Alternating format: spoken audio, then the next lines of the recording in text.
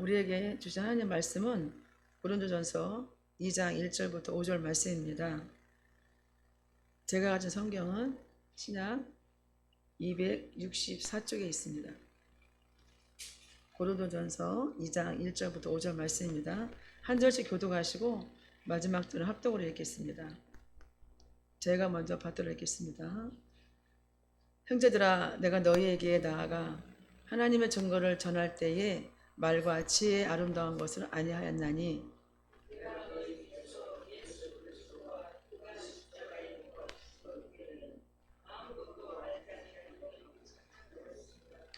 내가 너희 가운데 거할 때에 약하고 두려워하고 심히 떨었노라.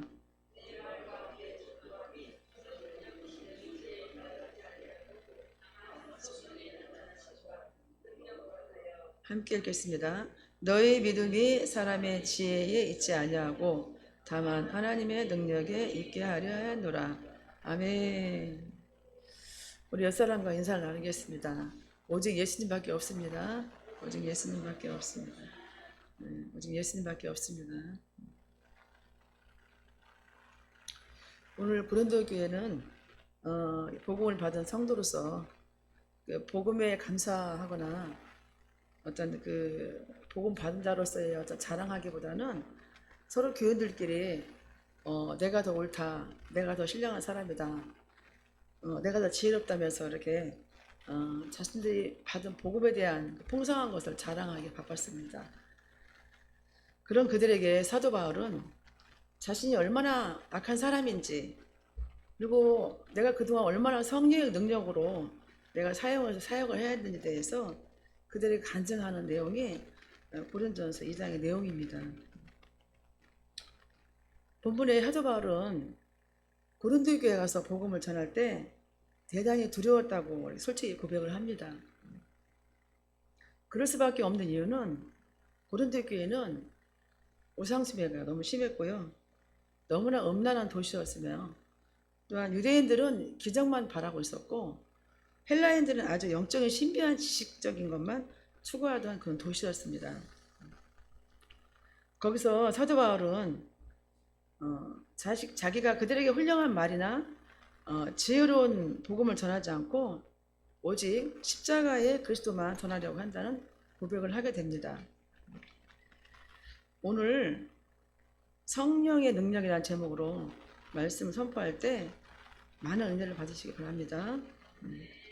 오늘 사도 바울은 복음을 위한 결단을 세 가지로 정리하고 있습니다. 첫째로 자신의 말과 지혜로 하지 않겠다는 결단을 합니다. 1절 말씀을 같이 보겠습니다. 형제들아, 내가 너희에게 나아가 하나님의 증거를 전할 때에 말과 지혜의 아름다운 것으로 아니하였나니. 아멘.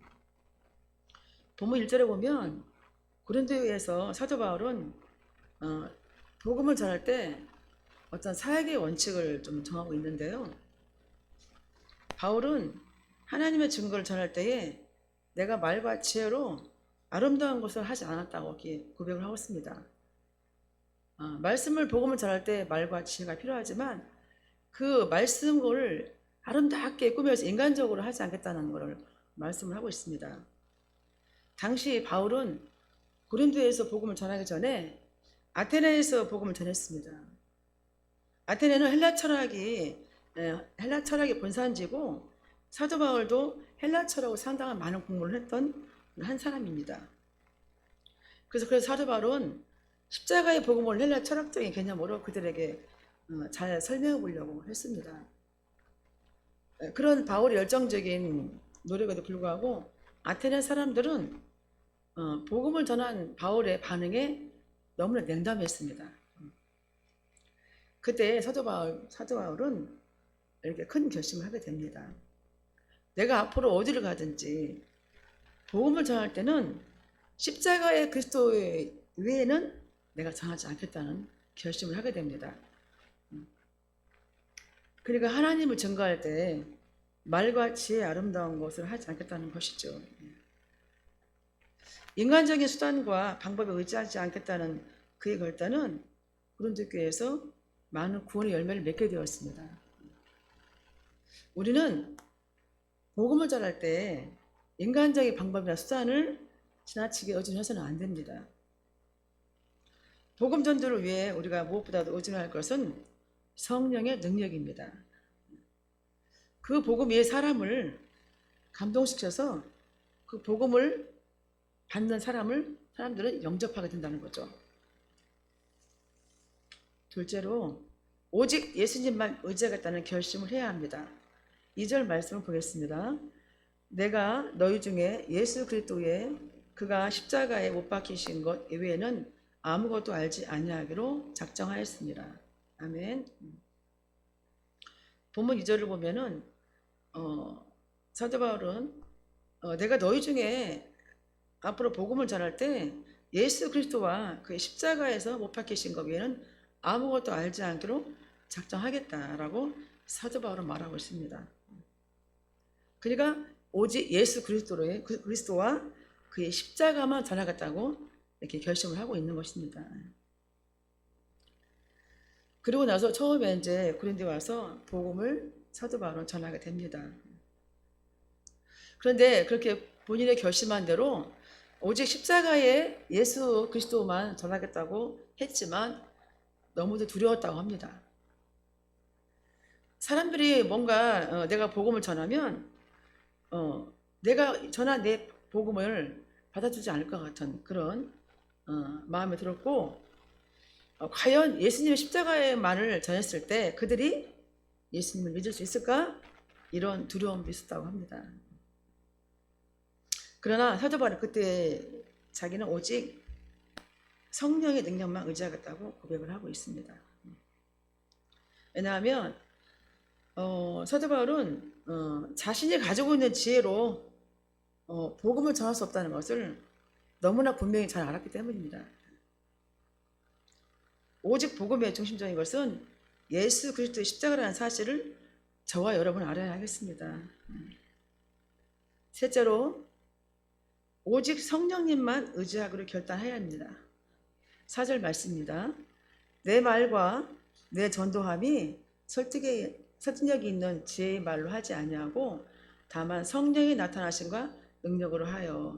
아멘. 오직 성령님께 의지할 때 바울은 고린도에서 담대히 복음을 전하는 능력을 얻었습니다. 사도 바울은 이방인들에게 복음을 증거하기 위해서는 세상의 모든 것들을 오직 하나님의 능력에 의지하면서 십자가에 못 박힌 그리스도만을 전해야 한다는 사실을 분명히 깨달고 있습니다. 바울은 복음의 소중함과 능력을 알았기 때문에 두려운 마음으로 복음을 전했던 것입니다. 우리의 복음은 모든 믿는 자에게 구원을 주신 하나님의 능력임을 깨달아야 한다는 거죠. 우리가 사도 바울이 얘기한 것처럼 믿음이라는 건 뭐냐면 사람이 지혜로운 말을 듣고 생긴 것이 아니고 하나님 말씀이 임할 때 성령의 능력으로 하나님의 지혜가 임할 때 그런 게 생긴다는 것을 우리는 알아야 되겠습니다. 사랑하는 성도 여러분, 우리가 인간의 지식과 철학과 화려한 말로는 생명력 있는 말씀을 전할 수가 없습니다. 십자가 외에는 아무것도 알지 않기로 한 것은 복음을 위한 바울의 결단이었습니다. 저 여러분도 오직 하나님의 주시는 성령 능력으로 복음을 전하시는 그러한 성도가 되시기를 예수님의 이름으로 축원합니다.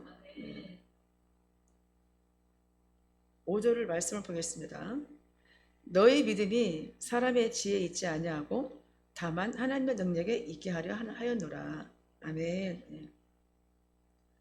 우리가 믿음이라는 것은 내가 갖는 것이 아니라 하나님의 은혜로 생기는 거거든요. 그래서 우리가 항상 하나님이 주시는 지혜는 성령님이 주셔야 되거든요. 그 7절에 어떻게 말씀하고냐 이렇게 말씀하고 있어요. 제가 읽어드리겠습니다. 오직 은밀한 가운데 있는 하나님의 지혜를 말하는 것으로서 곧 감추어졌던 것인데 하나님이 우리의 영광을 위하여 만세전에 미리 정하신 것이라. 아멘. 성도 여러분, 하나님의 지혜가 있습니다. 하나님의 지혜는 우리 눈에는 보지 못하고 우리 귀는 듣지 못하고 우리의 마음에 깨달아지지는 않습니다. 그러나 우리가 오직 성령의 능력으로만은 알 수가 있는 것입니다. 우리가 예수님을 믿고 우리는 하나님께로 온 성령의 능력을 받았습니다. 그게 우리에게 가장 놀라운 것이고 중요한 것인데요. 그 능력을 받고 있는 우리가 뭐 학식이나 뭐 우리의 가문이나 우리가 가지고 있는 능력이나 우리가 가지고 있는 소유라든가 이런 것 때문하고는 상관이 없습니다. 우리 안에 하나님의 영이 우리에게 만드시는 것입니다. 하나님의 성령께서 우리 안에 오셨기 때문에 하나님은 우리에게 은혜를 주신 것인지를 우리가 알 수 있습니다. 우리가 하나님을 믿기 전에는 세상을 바라볼 때 육신적인 모습을 바라보잖아요. 그러나 하나님은 내 안에 영이 임하시고 성령님 내 안에 계시기 때문에 성령님의 인도 따라서 우리가 살아갈 수밖에 없는 거죠. 12절 말씀을 보시면 제가 읽어드리겠습니다. 우리가 세상의 영을 받지 아니하고 오직 하나님으로부터 온 영을 받았으니 이는 우리로 하여금 하나님께서 우리에게 은혜로 주신 것들을 알게 하심이라. 아멘. 우리는 세상의 영을 받지 않았다는 말씀하시거든요. 오직 하나님께로부터 온 영을 받았기 때문에 우리는 하나님께서 우리에게 은혜를 주시기 위해서 하나님이 그와 같이 말씀하고 계십니다. 성도 여러분, 성령께서는 우리 안에 계십니다. 성령 하나님께서 내 안에서 성령이 일하시는 거거든요. 우리 자신이 하는 게 아니에요. 그래서 우리는 할 수 없지만 성령 하나님께서 하시고자 하는 계획들을 하신다는 것은 어떤 것이라도 할 수 있다는 것이죠. 그러니까 우리는 그걸 믿어야 됩니다. 우리가 예수님을 나의 주님이라고 고백하시는 사람들, 이렇게 저절로 되어진 사람들은 성령께서 하신 겁니다. 내가 살아계신 하나님 살아계시고 하나님 나의 아버지시다고 이렇게 말씀하는 것은 내 안에 계신 성령님이 하시는 거거든요. 우리의 모든 죄가 예수님이 십자가에서 피 흘려 주심으로 다 제상을 받았잖아요. 이런 사실이 믿어지는 역사가 바로 성령의 역사입니다. 그래서 저와 여러분이 죄를 지을 때 내가 이렇게 살면 하나님이 근심이 되시기 때문에 하지 말아야 되겠다고 깨달아지고, 또 내가 하나님 뜻대로 살기 위해서는 내가 예배를 드리고 말씀을 듣고 기도를 하고 전도를 하겠다는 마음을 갖는 것은 누가 하시냐면 성령님이 하시는 거거든요. 왜냐하면 성령님 내 안에서 내 마음과 내 생각을 주관하시기 때문입니다. 사랑하는 성도 여러분, 저와 여러분이 지금까지 하나님을 믿고 여기까지 살아왔는데요. 우리가 예수님이 나의 구주자 하나님으로 내가 영접하고 믿으며 살아가고 있는 이 현실 속에서 우리는 변형하고 있습니다. 그 사실을 인정해야 됩니다. 그러니까 우리는 하나님 자녀이기 때문에 자녀로서의 부담스럽지만 그런 삶을 살아간다는 거죠. 그래서 우리가 하나님의 말씀을 알아야 한다는 거죠. 하나님이 말씀이 있는 성경책을 꼭 봄으로써 하나님이 나에게 무슨 말씀을 하시는가, 이거를 내가 알으려면 말씀을 봐야 되거든요. 우리가 항상 하루에 밥을 안 먹으면 어떻게 해요? 우리는 죽잖아요. 그죠? 그래서 육신적인 양식은 어떻게 해서라도 챙겨 먹으려고 애를 쓰잖아요. 그죠? 어떤 사람들은 나는 꼭 3끼를 먹어야 돼, 이런 수 있어요. 그죠? 나는 3끼를 안 먹으면 안 된다, 큰일 난다고. 다 먹기 위해서 하는 건데, 이렇게 말하는 사람도 있고, 어떤 사람은 건강을 위해서 하루에 2끼만 먹겠다는 사람이 있어요. 그렇게 막 안 먹으면, 하루도 안 먹으면 막 큰일 날 것 같은 그런 생각하고 사는데, 하나님 말씀, 영의 양식을 먹지 않으면 더 큰일이거든요. 내가 내 안에 하나님의 영을 나 하나님과 관계에서 내가 만나고 하나님 뜻을 알고 하나님과 내가 항상 교제해야 되는데 말씀을 안 읽으면 내가 하나님 교제하지 않거든요. 도대체가 하나님 무슨 말씀 하시는 건지. 어? 그래서 우리는 육의 양식도 중요하지만 영의 양식을 꼭 드셔야 돼요. 영이 새로워지게 되고 하나님의 말씀을 내가 뜻을 알게 되고 뜻대로 살아갈 수밖에 없죠. 왜? 하나님이 계속 이게 기도할 때 또 말씀 읽을 때 예배 드릴 때 말씀을 하시거든요. 어떻게 해요? 어떤 경우는 감동으로 와요. 어떤 경우는 누가 얘기를 하잖아. 그러면 그 말씀이 저거는 그 말씀이구나 라고 그런 응답의 어떤 경우가 많이 있었어요. 저 같은 경우는. 그래서 말씀은 반드시 읽어야 되고 예배는 드려야 되고 기도는 말할 것도 없어요. 우리의 모든 문제는 기도예요. 기도. 오늘 하루도 살다 보면은 정말 기도하지 않은 만일 많아요. 그래서 뭔가 하나님 말씀 살려고 더 말씀대로 순종하고 가려고 그러면 더 날리는 거 아시죠? 그러나 영적으로 분별의 영이 있으니까 항상 우선순위를 알게 되는 거잖아요. 그래서 저 여러분도 말씀을 꼭 읽으셔야 돼요. 기도는 말할 것도 없고요. 그래서 어떤 문제가 생겼어요. 저도 오늘 이제 어떤 일 가운데 뭐 좀 어떤 중요한 일이 있어서 하려고 했더니 갑자기 분주한 일이 막 생기더라고요. 근데 제가 평소에 기도를 안 했더라면 급한 것부터 하겠죠.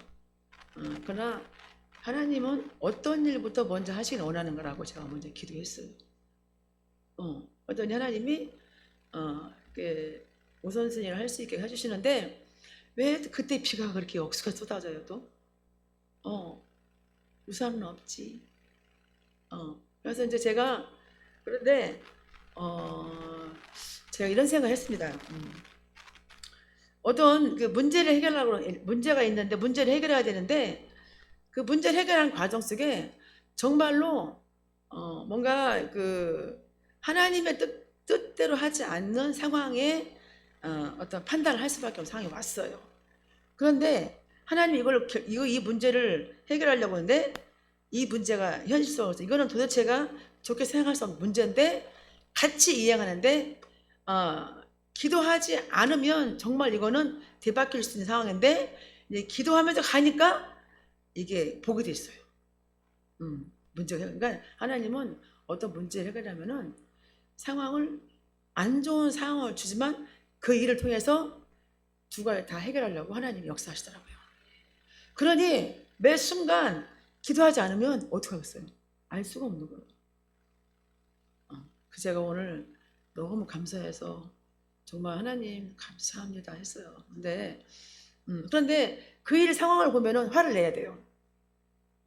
막 오해를 하고 이렇게 하는 어떤 행동을 할 때, 말을 할 때, 그거를 분별해서 그것을 막 맞대응하는 것이 아니라 악을 선으로 이렇게 바꿔가는 것을 느끼면서 하나님의 역사하심을 제가 느꼈어요. 그래서 너무 감사했고요. 사랑하는 성도 여러분, 오직 성령의 능력을 살아가셔야 됩니다. 우리가 하나님 은혜가 우리 안에 임하시잖아요.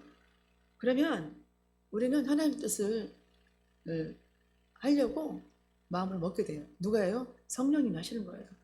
그래서 어떻게 해요? 기도하게 되고 하나님 뜻을 위해서 하려고 하고 뭔가 교회를 위해서 뭔가 생각하게 되고 아버지 뜻이 어디에 있는가 생각하게 되고 항상 하나님의 계획에 하나님 뜻에 집중하게 된다는 거죠. 어느 때요? 기도할 때요. 그래서 하나님 뜻을 우리가 성령 안에서 우리에게 이렇게 말씀하실 때 민감하게 반응하셔야 돼요. 우리가요.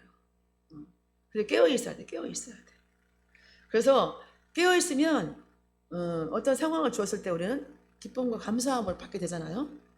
그래서 그런 모든 것들을 우리가 이제 기쁨으로 받아들이면서 순종하는 그러한 우리 모두가 되기를 예수님 이름으로 축원합니다. 기도하시겠습니다. 전능하신 하나님 아버지, 저희가 하나님 뜻대로 살아가려고 할 때 인간적인 지혜나 의지로 살아가지 않게 하시고 오직 성령님의 능력으로 예수님의 십자가만을 증거할 수 있는 은혜를 베풀어 주옵소서. 저희가 강하고 담대함으로 복음의 빚진 자로서 세상에서 복음의 증인된 삶을 살아가는 우리 사랑의 교회인 모든 성도가 되기를 원합니다. 하나님, 옳은 길로 인도하여 주시옵소서. 늘 항상 기뻐하며 감사하며 늘 쉬지 말고 기도할 수 있는 우리 사랑의 교회 성도가 다 되게 하여 주시옵소서. 그래서 하나님 아버지께서 우리 각자에게 주신 은사대로 맡겨진 사명대로 그 사역을 아름답게 쓰임받을 수 있는 축복의 통로가 되게 하여 주시옵소서. 모든 말씀 우리 예수님의 이름으로 간절히 기도드립니다.